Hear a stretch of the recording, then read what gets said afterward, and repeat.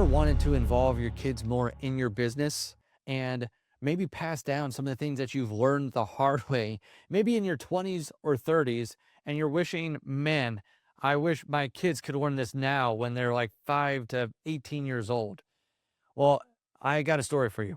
Let's tell a little story quick. I was at a mastermind event. It was one for real estate investors. And one of the guys there, we were talking about our personal situations and just mixing personal and business and our home life and like how do we find that balance and all that stuff. And he started talking about how he and his wife had started this branch of school out in Oklahoma, and he called it an Acton Academy, Acton.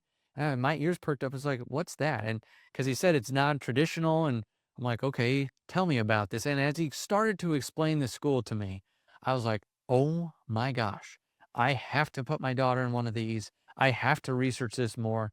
So there's actually a book where the original founder of the Actons, called Sandefer, she has a book out there called Courage to Grow. I highly encourage you to read it. But I read that book. I took it back to my wife. She read that book. She's not even a huge reader, but she was like, oh my gosh, this is an incredible book. So we started looking for this type of school, because what makes this school different and why is this even relevant to you? If you want your young heroes, those kids that you are entrusted in your care, to be able to go through and grow through some of the things that you're going through now, but in a safer environment, then that's what this school is all about. It's a very entrepreneurial type school. When we first heard about this school, they also said things about like taking responsibility and holding each other accountable. And to me, I really perked up then, because we also run systems in our business through the EOS system and through the EOS processes, and holding people accountable and having meetings and taking responsibility. Like all these things are a part of who we are at Simple CFO. So I get back, we read the book, we search for one. We ended up moving across the country. Like we had moved a couple times in the last few years at that point, because we wanted to be closer to from my family, and then we wanted to be closer to my wife's family. Then COVID happened, and then we were looking for another place to live that had one of these schools, because this school and its mission impacted us so much, because a lot of the things they were teaching I had learned, but I had learned them either when I became an entrepreneur or in my 20s and 30s as I was becoming either a parent or growing into my adulthood. But a lot of these lessons could have been learned back then. So then we moved down to Florida for this school specifically, because this school, Acton Academy, has different branches and all the owners can run them by the Acton guidelines, but then they can say, is this a Christian school or not? So one that we chose was a Christian school, because we're also people of faith, and we enrolled her in that school. And here's what's really makes it different, and why you might like sending it or even researching this type of school. When the learners are in the studio, they call them studios, not classrooms. Like I said, it's very non-traditional. They call them guides, not teachers, because they don't want someone just standing up lecturing for 8 hours a day. They want the students, and I just said students, but they want the heroes to be in that studio and to be able to be a part of the learning process. I don't know if you've ever tried to grow a team. And if you've ever tried to impose your will on the team, that usually doesn't go very well. Just like this is how it's going to be. Sometimes it is like that, and you have to stand and make those decisions. But if you're all trying to row in the same direction, it's great to get everyone on board and rowing in that direction together and get buy-in from your team, right? And that's where we want the heroes at these schools, at the Acton Academies, to be bought into their education and to be bought into what they're really learning. It's what I think it's attributed to Einstein. I don't know if he really said this, but like if you teach if you teach a monkey how to fish, or a fish how to climb a tree, he won't be as good as the monkey, right? Like we're trying to teach people that have different learning styles, and they have different things that they're interested in, different things that they really like. And we're trying to fit them in that box, right? In education, we're trying to teach them that just to be a good assembly line worker. What we want is for our heroes and for those kids to be able to grow up and honestly be an entrepreneur like you, but to be an entrepreneur that has 20 years ahead of you, because they were taught some of these things in school. Because in this school, they also learn personal accountability. they, at the beginning of each year, they sign a contract and they go over what are the values that they're going to, for that year, hold each other to. So I don't know if you have a business that you've ever done like a core value exercise and you hire and fire by those core values. Literally, the kids sit down and write a contract with each other. They say, these are the values that we're going to hold each other to this year. And then they're accountable to that the rest of the year. And if another line says, hey, you're out of, you're out of line here, they could get 3 strikes and eventually get sent home. Meaning, like, they cannot come back to the school if they are not holding up the contract guidelines. Now, there's lots of places to be able to, before it goes there, there's 3 strikes, and then adults do have to get involved before someone gets sent home. But the learners can vote on that if it keeps happening in repeat offenses and they're holding each other accountable. I thought that was mind-blowing because I didn't really learn true accountability till later in life and how to have those difficult conversations.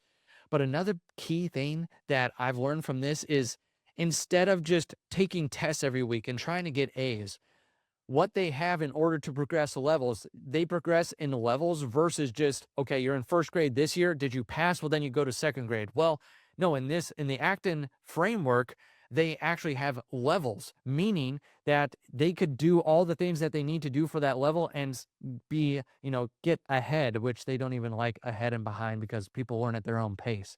But you can finish that level 1, and in the levels, they have badges.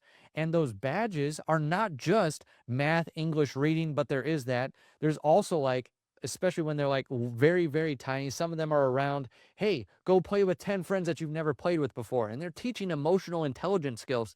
Then when they get older, when they're in the high school and junior high age, they do something that's called the next great adventure. And they actually help them apprentice with people. What if you, in the business that you're in now, could have been an apprentice to another wholesaler or another real estate investor, someone who helped you get to where you want to be? You probably had to hire a coach. You had to hire a mentor. You had to be in a program or something like that. What if you got training like that because the school that you were a part of helped you to cultivate an apprenticeship for what you think you might want to do? But what's crazy about this is that they have to do several apprenticeships because they know you might love one and hate another. You might think you want to do this thing, but then you end up hating it. This is where it's giving them opportunities to really explore. How do they want to contribute to the world? How can they change the world? What's the value that they bring? But then they're learning all these things throughout. Okay, one last thing, because I'm the profit first guy and I love teaching about the finances. Even my daughter right now, she's in what's called the elementary studio. They've already taught her some basic financial principles. First, obviously, when she was a little tyke, she had to learn what even money was. Now they're teaching basic financial principles. And then in junior high and high school, they teach them, this is how you read a profit and loss, a balance sheet, like things that I had to learn through the School of Hard Knocks and a couple of the first businesses I was a part of, and had to ask the CPA a million questions. I'm just telling you that there are alternatives to what you're doing now, probably in wherever you're sending your kids to school, or if you are up and coming and you say, hey, we're just now having a baby and that's definitely going to be something in our future, I would just encourage you. I get nothing from this. Acton does not pay me to say this. It's just, we've seen this in our daughter. One time our daughter came home from school and she wanted to do something, like kids all the time, right? They're always trying to get your attention. They're always trying to get their way. Well, she said, Dad, I really want to do this thing. And I know you don't like it, but what if we did this, which is also something that you like? Is this a win-win? And I heard that from her. I'm like, what? Like, I didn't hear the words win-win until I read the 7 Habits of Highly Effective People in my 20s. And I'm like, she's learning this. And she was literally 6 years old at that point. And I'm like, she's learning stuff like that at 6 that I learned at 26. I'm just telling you, there's alternatives, there's things that you could do, but then there's principles to learn as business owners as well. You could look at somewhere like Acton, what are they teaching? But then you can also go get that mentorship, that guidance if you need that now. One of the best things about it is that now that our daughter's in it, there's things that I'm learning now, even through her schooling and her education, that I'm like, wow, this would be great applied to the business world. So this is just something, a resource that I wanted to give you. I want you to be able to, at least if you're in that stage of life, that you are going through this process and maybe you're not loving the education, or maybe you're doing homeschooling and you're not loving that process, whatever it might be, I just want to encourage you. There's alternatives, but there's also some of the things that we want to learn. We want to learn to be good entrepreneurs, good stewards of our money, good stewards of the responsibilities and the people that we have underneath of us, but then also that they're working with us side by side, like whatever it might be. I want you to have that outlet to be able to say, okay, how do I learn these things, or how do I equip the next generation to be able to learn these things way in advance of when I learned them? Thanks for listening to the Simple CFO Case Files on the Profit First for Real Estate Investors podcast. If you found this helpful, make sure you're subscribed so you don't miss our guest interviews featuring other real estate investors and our Profit First chats with David Richter. If you're ready to bring clarity and structure to the finances in your business, visit profitrei.com to apply for a free financial discovery call with our team.